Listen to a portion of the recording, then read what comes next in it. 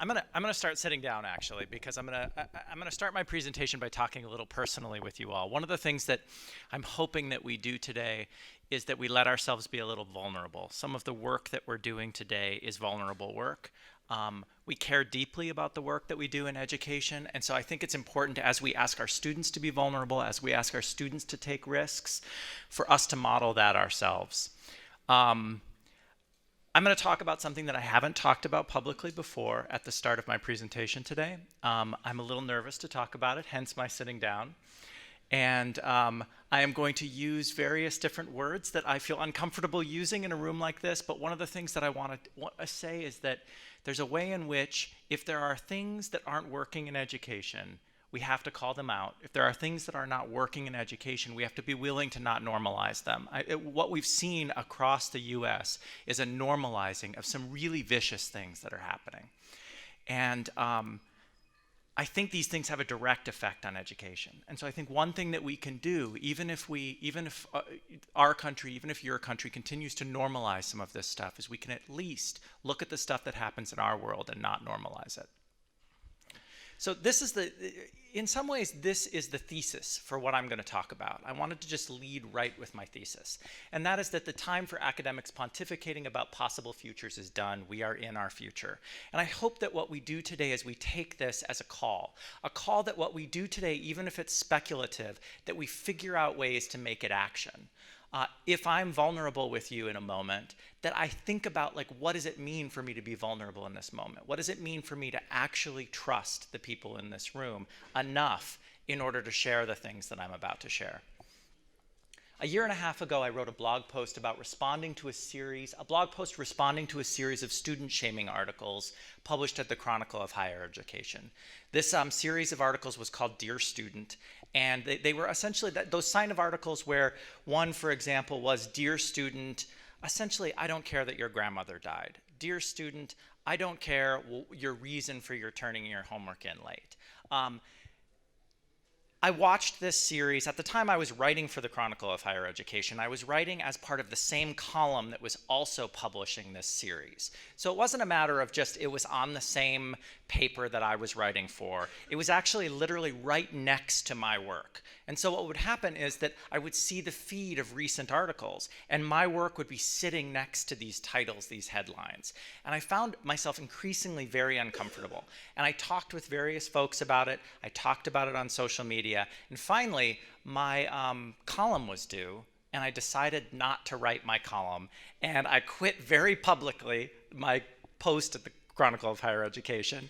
And I don't necessarily know that I planned it to be this giant manifesto. At the time I was working on hybrid pedagogy, which had, 1,000-page views a day. I had a very public place that I could have said, I quit higher education, but instead I put it on my blog. And I'm not a regular blogger. My blog doesn't get any readers. And so I thought, this is going to be my sort of quiet way to take a stand. And then I'll share this, and I'll let the people at the Chronicle know that I'm not going to be turning in my column. So that's not actually what happened. What happened is that the piece ended up getting read by 45,000 people, continues to be read. It continues to be the thing that comes up when you Google me. 5,000 people read this article, and it spawned more than 24 blog posts and hundreds of comments, some from the darker corners of the web. So as I was watching the fallout on a Saturday morning, and I had not planned to write this until that morning, as I was watching the fallout of this, it also turned into a multi-day conversation, because there was a way in which I felt like if I was going to start this conversation, I had to show up for it. And so hundreds of comments appearing on my blog, some of them very unkind, and I'm going to show you some examples of the unkindness that came out of this. But essentially, the gist of that article was this. This was the thesis of the article that I had written.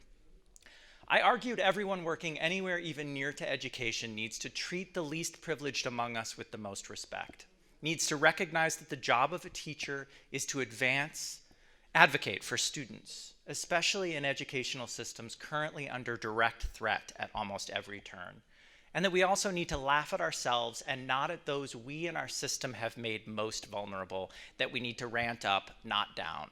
Some of the responses that I got to that article were that there was this feeling that somehow the tables had turned. Somehow students had become had become more powerful than teachers in education. I don't actually believe that that's possible. I think intersectionality is very important. I'm going to talk about that in a minute. But there's a way in which students, at the point that students are coming to our institutions, they're paying for an education, they're being graded by us in many cases, we're accrediting them, giving them degrees, institutions hold power over those students. And I think acknowledging that power and how that power affects what happens in the classroom is really important. So after I published this, the darker corners of the web decided that I was persona non grata for many, many months. And about 20 articles published about me on sites that I'm going to not name. And you'll notice that I've cut the names of those sites off of the slides that I'm about to show you. I've shared my slides publicly, and I've actually left the next 2 slides out. And so this was a moment for me of thinking, gosh, do I really want to show this to people? Do I actually really want to show the things that were said to me and students? And I think I do. I think I want us to look at this and grapple with this as a place to start today. I'm going to ask you not to take pictures of these slides or to share them on the web.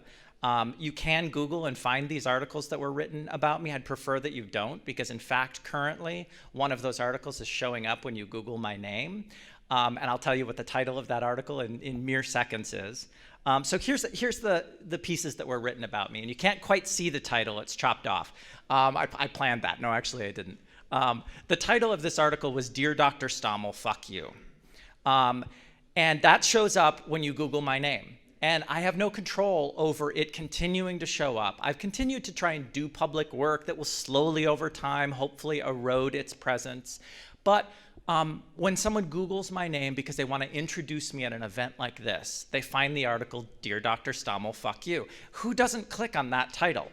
I click on that title. Every time I see it, I'm like, ooh, what's that? It's compelling stuff. It's also got a great lead. Here's the lead, which I'm also going to read. And I'm kind of doing this through a kind of glee that's keeping at bay the tears and the sort of horror that I actually feel at this. Fuck you. No, seriously, fuck you. Why don't you get down off your high horse and join us down here in the trenches? Maybe then your views wouldn't be so skewed by your rose-colored glasses. And then going on, try teaching freshman composition to 30 mouth breathers, day in and day out. Those that need to be dragged, kicking and screaming toward having a critical thought on anything. These are horrifying words. Horrifying words that were said about me. Horrifying words that were said about me when what I had done was advocated for students. And then they threw in a little bit more of the abuse towards students in there. I don't like this piece, but in a way, what ended up happening is that this piece, do you have a Jesse Stommel in your department? Is there anything to be done about his kind? Here's what that kind is. I am here it is, I'm a gumdrop unicorn. And I think that there is some vague homophobia there, which I didn't notice at first, but someone had to point out to me. And then lines like, fuck you and the unicorn you rode in on, fuck you with the unicorn you rode in on. So the thing about this is that this is not an outlier. This is a piece that has been read enough to show up on the first page of search results for my name. This piece alone has 63 comments. There are 10 other pieces written about me on this particular site. There was one written as recent as August 2016. So I think that there's a way in which, if we start by talking about the future of higher education, if we start by talking about what it means to do the work that we do, I think we have to put this on the table. We have to sort of start with it and say, if we're going to talk about everything education can be, we also have to know what it is that we're struggling against. And my talk today is going to be mostly about this idea of how do we advocate for students? How do we bring students into the conversations that we're having? We don't bring them into the conversations that we're having by calling them mouth breathers. The Dear Student articles weren't the first published at the Chronicle to demean students, and they weren't the last. The first sentence of an article published there just last month: my students can't write a clear sentence to save their lives. So even if it's not them being called horrible names, it's more subtle things like this, which I think kind of bite even harder. My students can't write a clear sentence to save their lives. One, it's not true. they're likely to be able to write clear sentences. There's also this weird to save their lives. Like, there's this weird threat that underlies that. And I think that's what we often find in these attacks on what it is to be a student. We find these kind of subtle suggestions that they aren't good enough humans, that they aren't worth having at our institutions, that they aren't worth being in our classrooms, that they're not worth teaching. The Chronicle prophets, and this is, I think, one of the problems, and this is also something we've heard a lot in the recent political climate. We've heard this idea that the media profits off of creating these situations. They're culpable. The media also profits off of this pitting of students and teachers against one another. The Chronicle profits off of encouraging this kind of violence being done towards students on its pages. So who in our educational system is most vulnerable? One of the things that came out of this thing that I dealt with is people accusing me of essentially shaming teachers in the same way that teachers had shamed students. And at every turn, I made absolutely clear that that's not what I was doing. I think that there are deep systemic issues that put us all at risk. And I think it's being put in a place of precarity that often causes us to do violence to one another. When this trickles down from the top, we start mistreating one another. Good people start mistreating one another. Some of the people actually in the piece on that site that I shall not name, the most recent piece on there, there's someone that had been commenting on that most recent piece that said, "Hey, I met Jesse. He's not quite as bad as we all think he is." And I'm like, I met this person. I was sitting in a room with this person. But then she proceeded to throw me under the bus in various different ways. I say she, but I don't actually know it's a she. Her pseudonymous, I can't pronounce that name, her pseudonym is a female name. But what's interesting about that entire site is that everyone is hidden behind the veil of anonymity. So a system of standards, outcomes, and measurement in which assessment drives learning is well served by adjunctification, casualization, and corporatization, making the work of teaching increasingly precarious. So we set up this system that then enables the kind of hierarchy that's created between students and teachers. Intersectionality is important. When talking about power and hierarchies, teacher-student is a binary that needs deconstructing, but never at the expense of the other identities in play: race, class, gender, sexuality, ability, etc. No binary exists in a vacuum. I think that the things that we're talking about in the US right now when we talk about Trump are directly impacting education, are directly affecting education. They're all bound up in one another, and we can't separate them. We can't come here today, I can't come here today, and just talk about education without thinking about what my context is in the US. And I can't expect that I can come here and have you listen to me without also being bound up in the context that you have here. What I listened to intently during the aftermath of the Dear Chronicle article I had written were the student voices. And these are some quotes from students. They wrote these quotes anonymously, also anonymously, on my blog. And it's hard for me to even fathom, and I wouldn't include this here, the responses that these student voices got on MySpace, my web space I had created. I actually eliminated comments on my blog after this because I realized that the kind of thing that was happening on the space I had created was not all right. On the other hand, I really so much valued the students that were willing to stand up and say that this is how they felt. Part of the reason why I never asked for help was because I saw what my professors thought of those who did. I dropped out of college in large part due to the hoops I had to jump through to get my disabilities recognized. I was always so tired of having to justify myself, and I didn't want to have to argue, but I'm not like those students because then I'd be no better than the people judging me. It's a lot easier to stay motivated when you're not made to feel like you're stupid or a liar. It's a lot easier to focus on studying when you're not focused on having to justify yourself. And that last bit really hits me hard. when you're not focused on justifying yourself, your right to be in the world, your right to get an education, your right to have a humane interaction with your teachers, your right to have a relationship with your teachers that isn't violent.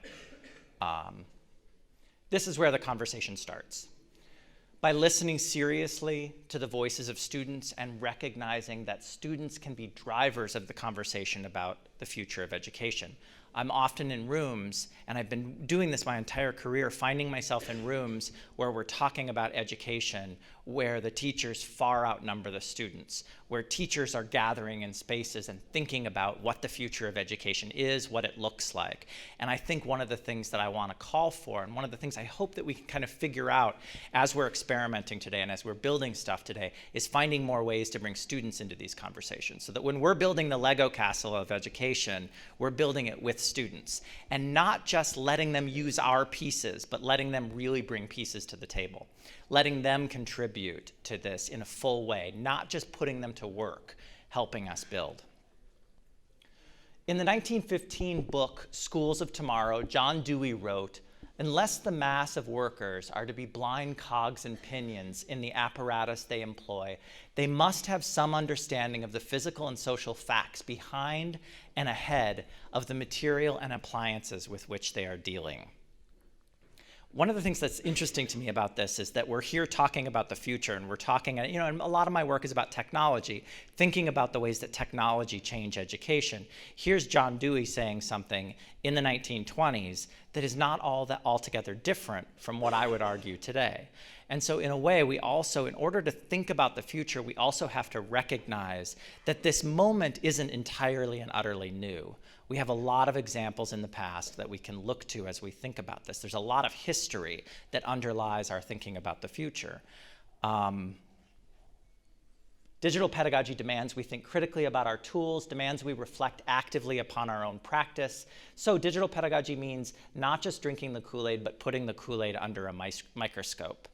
In the Milgram Experiment, Stanley Milgram asked a teacher, the subject of the experiment, to shock a learner, an actor for getting wrong answers on a simple test. An experimenter working with Milgram would order the teacher to give increasingly powerful shocks, and more often than not, the teacher complied. The study is not without baggage. There's some sort of deep problems with the study because he was actually asking people to do violence to one another, and I don't think that we get good results when we're sort of asking people to do harmful things to one another from the start.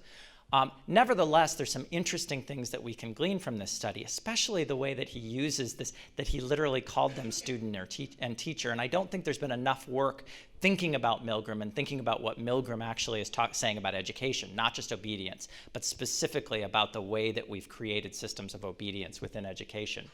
Milgram himself describes this device. He says it's an impressive shock generator. Its main feature is a horizontal line of 30 switches ranging from 15 volts to 450 volts in 15-volt increments. There are also verbal designations which range from slight shock to danger, severe shock. I sense the glee in his words like impressive, and the sheer amount, sort of something theatrical about what he's created. He almost seems in awe of the machine that he's made in order to run this experiment. And I think that the reason that his experiment worked so incredibly well is because of, I'm going to see if I can skip forward and show you a close-up of the machine itself. Wow, there it is. All these lights and switches, if you've seen this machine, it's like, it's terrifying. And I can imagine a person sitting in front of this machine, and then he has an experimenter wearing a gray lab coat, holding a clipboard, and he's actually orchestrated this entire thing so that all of these weird accoutrements of the situation are what ends up leading to the obedience. It's sort of this lack of understanding how this machine could even work causes people to just flick switches. And awe at the scope and the sort of disturbing power of this machine is part of why I think people flick all the switches. Their inability to wrap their mind about what this machine is and how it works causes them to flick switches electrocuting other people. And I think to some extent, that's what we're talking about with education increasingly. And I don't actually mean technology. I think that there's something even more, an even better example of this is all of the bureaucracies that we've created around education that make education inscrutable. At my institution, even a really good institution that I feel so excited to work at, there are days when I just am mystified by the processes that we've set up. Like, what is teaching a student? Like, sitting down to someone and having a conversation with them and getting to know them, learning things about them, making contact, finding things out, discovering things. Why in the world would we erect all of these bureaucracies between those things? Tools, and I think I mean here tools, not only our technological devices, but I also mean the tools that we've created at our institutions. Seat time, accreditation, credentialing, the grade, all of these various different aspects, the sort of administrivia of education. They're made by people, and most of them have pedagogies hard-coded into them in advance. So when we do something like create the idea of seat time or the credit hour or any of these different aspects of education, it's pedagogical. Each of those little choices is pedagogical. The shape of this room is pedagogical. Where we chose to put this podium, where we chose to have me stand, all of it pedagogical. Remote proctoring tools can't ensure that students will not cheat. Turnitin won't make students better writers. The LMS can't ensure that students will learn. All will, however, ensure that students feel more thoroughly policed. All will ensure that students and teachers are more compliant. In his book, Obedience to Authority, Stanley Milgram coins the term counter-anthropomorphism, which is the term that I used for this presentation. I also just want to point to the irony of that word, counter-anthropomorphism. It's the longest word that I've ever seen. It's the longest word I think I've ever used in my life.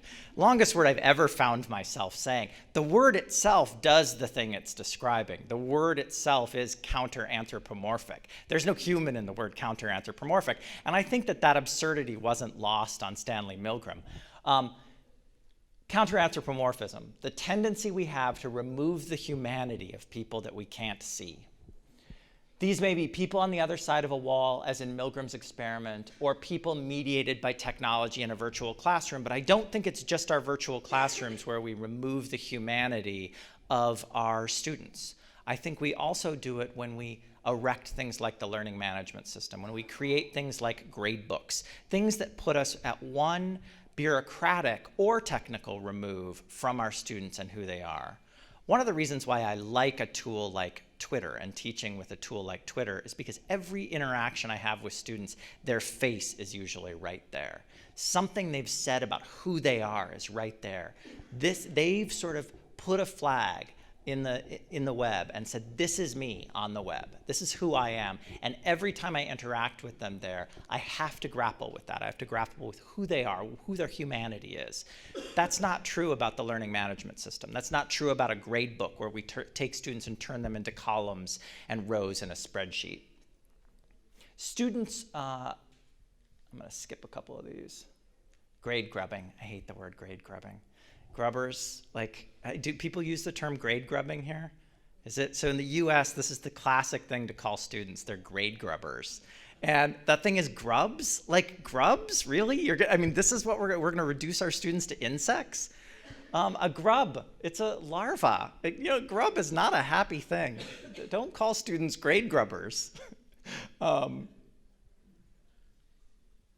We can't get to a place of listening to students if they don't show up to the conversation because we've excluded their voice in advance by creating environments hostile to them and their work. How do we create environments that aren't hostile? Not by calling them grubbers, not by calling them mouth breathers, not by calling them gumdrop unicorns. I actually tried to show up for a conversation on that website on the darker side of it. They invited me. They wrote a horrible, scathing article about me, yet another one. And then they said, maybe we should invite Jesse to comment here or come to one of our live chats, because yes, they had live chats focused on me.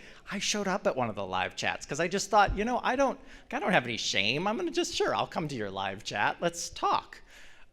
They ended up booting me from the site and deleting all my comments because they decided I wasn't me. And so I'm like, okay, Ugh, I guess I'm not me.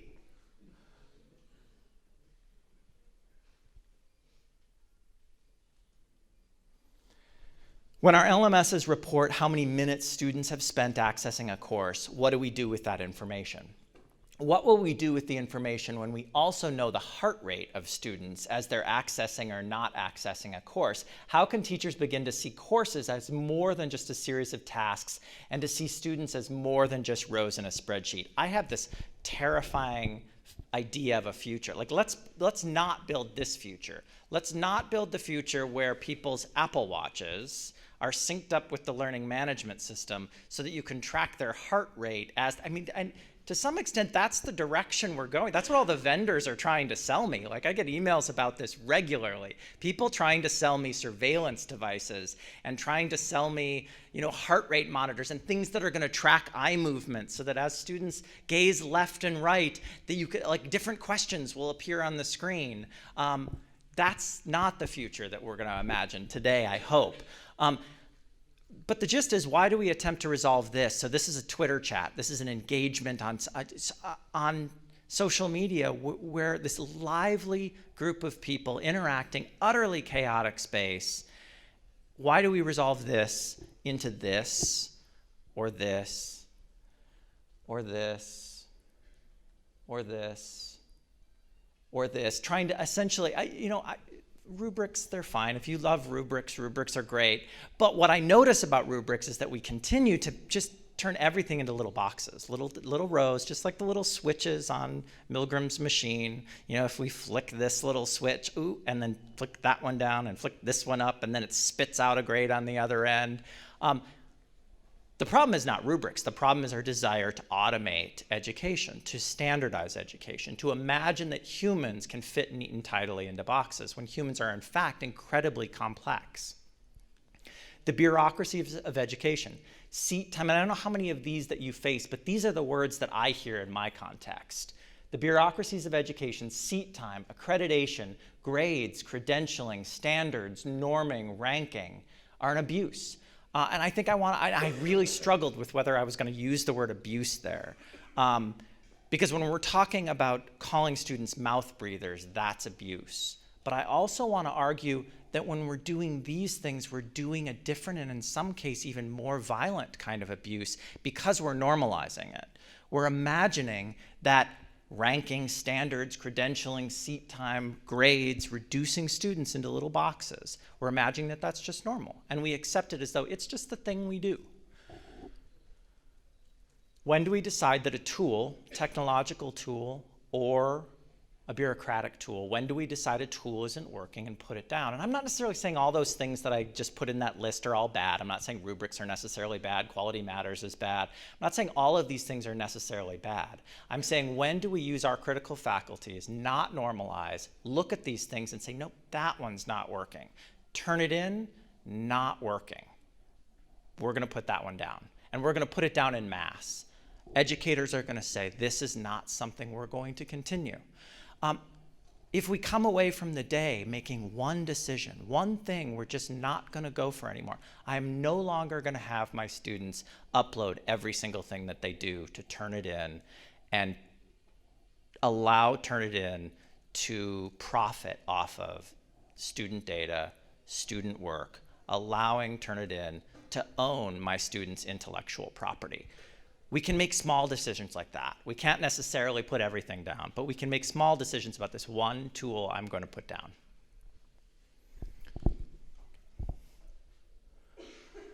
If there's a better sort of mechanism that we need for the work of digital pedagogy, for the work of teaching, for the work of thinking about the future of education, it is a machine, an algorithm, a platform tuned not for delivering and assessing content, but for helping all of us listen better to students. Let's build these machines. Let's build these tools. And to some extent, I think when I think about breaking down the hierarchy between students and teachers, we also need to break down the hierarchy between teachers and administrators, between teachers and technology vendors. We need to be having conversations across these lines.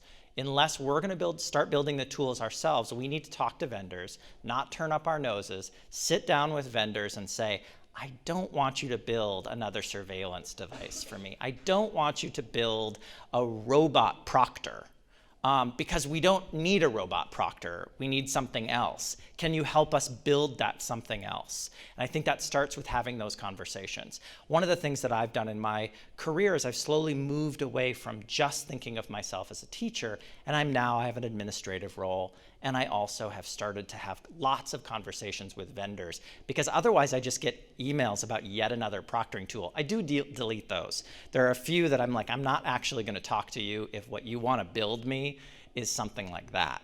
But if you're a learning management system company like Canvas, for example, and you actually are willing to listen to educators, then I think we have to show up at that table and ideally bring our students to that table as well.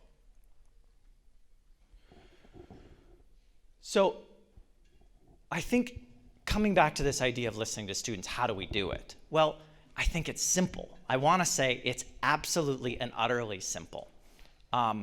What's hard is getting through all of the layers of bureaucracy and all of the hierarchies that we've constructed to make this, to sort of frustrate what is utterly, utterly simple.